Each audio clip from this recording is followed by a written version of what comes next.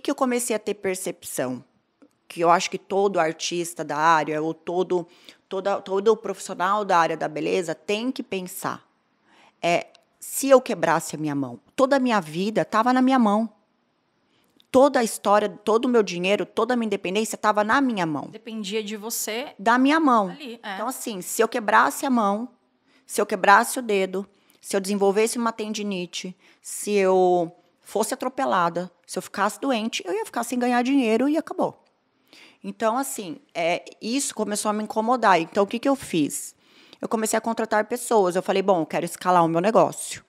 Então, eu comecei a contratar pessoas, primeiro profissionais para fazer sobrancelha, depois profissionais para vender curso, pessoas para vender treinamento, procedimento. Só que foi muito mais dedicação, porque eu atendia, treinava elas, então o assistente me acompanhava, fazia modelo, então eu fui lapidando profissionais, né?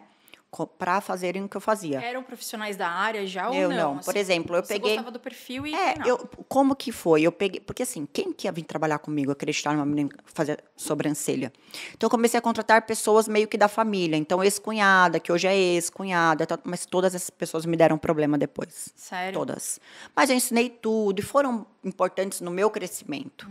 Porque enquanto eu estava ali, elas estavam num apego emocional com a Natália, e cresceu 2, 3 anos, estava bom para elas. Depois que a empresa cresceu muito, que foi há 2 anos atrás, eu não conseguia mais ter o mesmo contato que eu tinha. Chegar, abraçar, perguntar se está tudo bem, amiga, sair para jantar, era sempre junto. Então, quando elas se viram nessa coisa emocional, esse corte, elas não souberam lidar e saíram. Tudo bem. E aí, só que aí eu comecei a treiná-las. Como eu já as conhecia, assim, as pessoas... mas você conhece alguém? Eu conheço uma recepcionista que trabalhou em tal lugar. Contrato, vamos trazer e tal. E aí, eu comecei um processo para me tornar gradativamente indispensável na operação. Isso é um processo. Então, e aí eu comecei a criar processos para isso. Um outro ponto de uma grande história de sucesso no empreendedorismo, né? Quando você se desapega, quando você passa o que você sabe, delega, né? O delegar mesmo. Eu acho que assim, começa... Porque quando as pessoas falam... Isso foi uma dificuldade que eu passei. Mas como é que eu entrego? Como é que eu deixo? Como é que eu faço? Você é a pessoa responsável nesse processo de começar a escalar o negócio. Você é responsável não só por delegar, mas por ensinar e treinar. Não adianta falar que não está do jeito que você gosta, porque a culpa é sua. Você não teve capacidade de treinar ela para fazer como você gosta. Então, eu acho que tem um processo aí nisso. Não é do dia para a noite.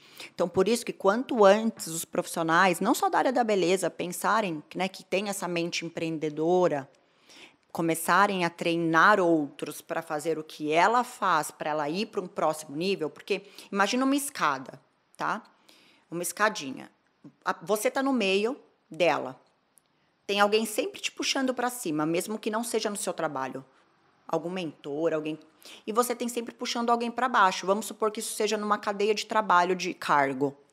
Se você quer sair do que você faz hoje, você primeiro traz alguém para o que você faz hoje, e depois você sobe para o próximo degrau. Bem treinada essa parte. As pessoas invertem. Primeiro elas sobem, depois elas puxam. Verdade. E aí esse setor acaba.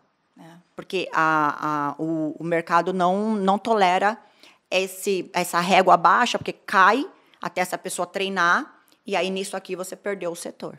Então, eu fui muito criteriosa nisso. Eu fui muito chata. Você só subia a escala quando eu tinha alguém fazendo exatamente o que eu fazia. E tinha essa certeza. Tinha, mas eu não deixava de atender. Eu gostava de atender, era necessário. E aí comecei por outras pessoas para atender comigo, para ter mais clientes fazendo. Só que eu sabia que isso, com o futuro, eu conseguiria deixar a operação. Tanto que hoje eu só faço sobrancelha porque eu gosto, uma vez a cada 15 dias, 20...